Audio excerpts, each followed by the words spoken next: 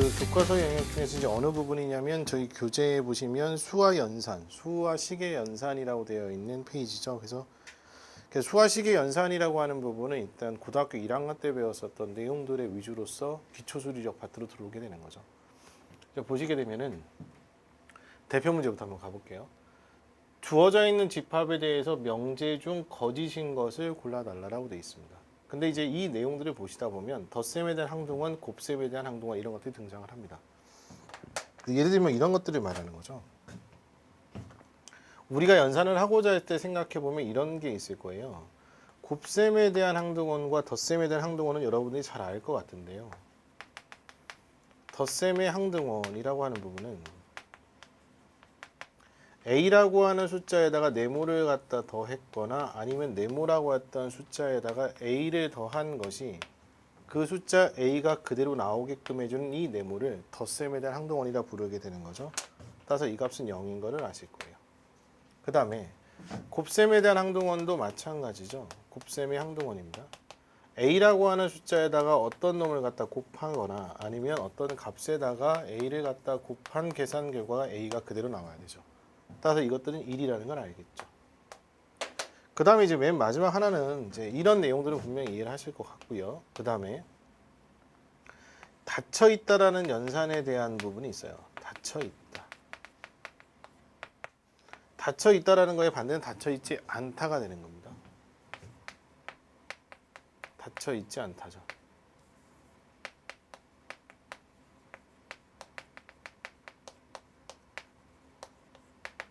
자, 닫혀있는 것과 닫혀있지 않다라는 거에 예를 한번 들어보면 제가 어떤 A라는 집합을 썼는데 마이너스 1, 0, 1을 썼다고 생각을 해보겠습니다.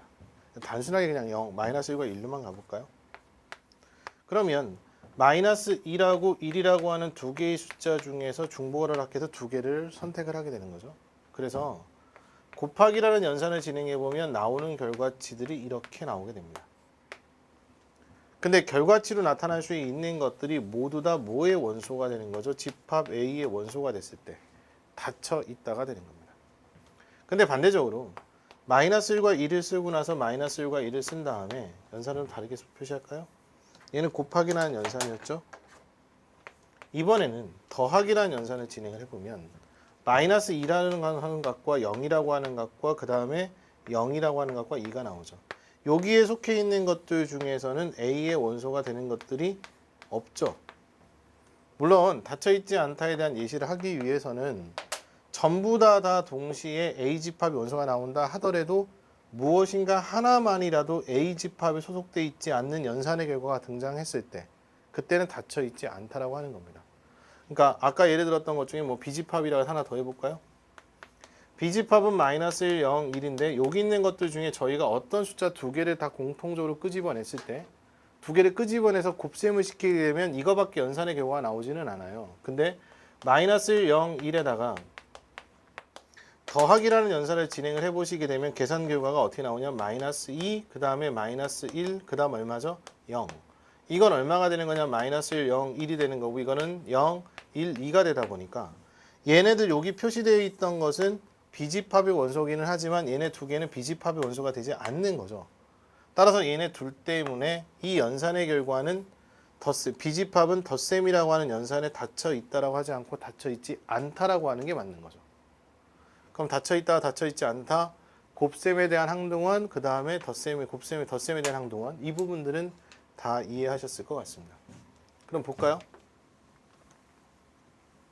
지금 이 문제는 집합의 원소가 어떻게 생겼는지 한번 확인을 해봤더니 자, A랑 B라고 하는 놈은 정수값을 갖고 있고 A 플러스 B 루트 2라고 하는 숫자들을 말하는 겁니다. 그럼 예를 든다면 A라고 하는 집합의 원소들을 써보면 1 플러스 루트 2가 있을 수도 있고 정수값이니까 1 마이너스 루트 2가 있을 수도 있고요. 아니면 0이 있을 수도 있죠.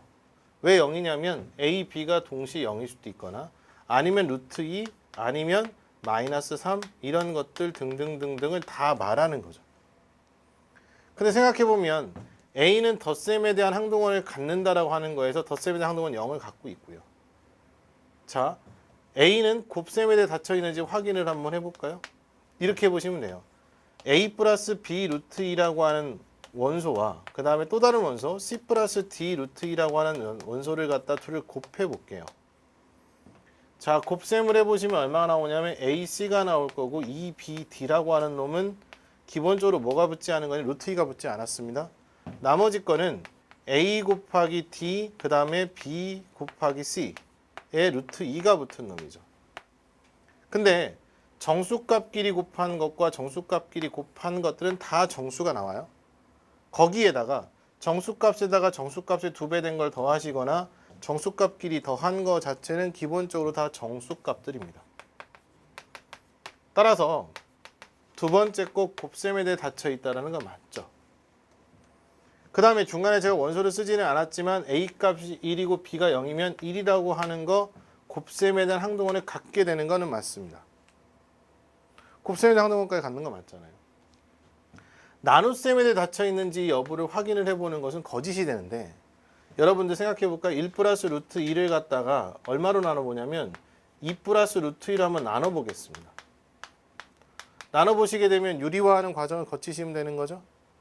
유리화하는 과정을 거치시게 되면은 2 플러스 루트 2에다가 분모를 유리화하는 과정이 유리수의 무리수에서 나눗셈이니까 이렇게 곱해 주시면 되는 거죠.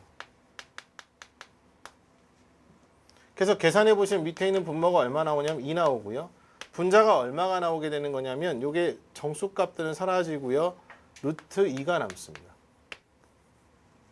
그럼 결국 이거는 뭐냐면 0 플러스 2분의 1의 루트 2의 모양이니까 얘는 정수가 맞지만 얘는 정수가 아니에요. 따라서 닫혀있지 않다가 되는 거죠. 닫혀있다는 말 거짓입니다. 지금 제가 대표 문제 하나 풀어드렸지만 이 문제 결코 만만한 문제가 아니에요. 근데 여러분들이 좀 이해를 잘 하셔야 될 것은 닫혀있다라는 개념과 그 다음에 곱셈에 대한 항동원, 덧셈에 대한 항동원. 물론 여기 역원이라고 하는 개념까지도 이해를 하셨으면 좋을 것 같습니다. 자, 여기까지 보시게 되면 대표 문제는 정리가 됐고요. 다음 문제 보도록 할까요? 자, 이건 집합에 관련된 내용들 중에서 여러분들이 이해하셔야 되는 건데요. 전체 50명의 학생 중에서 영어를 좋아하는 학생 수가 31명이라는 겁니다. 그러니까 벤 다이어그램상에서 그림을 그려보면 자, 영어를 좋아하는 학생 수가 31명이고요. 그 다음에 뭐를 좋아하는 거냐면 수학을 좋아하는 학생, 특이한 학생들입니다. 17명이죠. 수학이죠, 이거? 자, 노란 색깔은 영어입니다. 자, 근데 문제는 17명이다. 영어와 수학을 모두 좋아하는 학생 13명이다. 13명이 들어가는 거죠.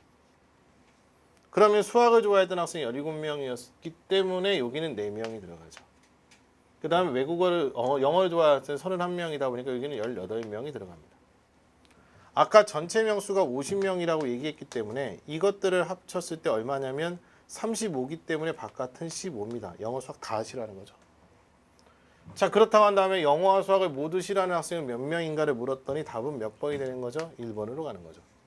그래서 보통 이런 경우들은 벤 다이어그램으로 표시하시면 금방 해결할 수 있습니다. 자, 1번 문제는 해결됐고요. 다음 문제 볼까요? 1번과 비슷한 형태의 문제입니다.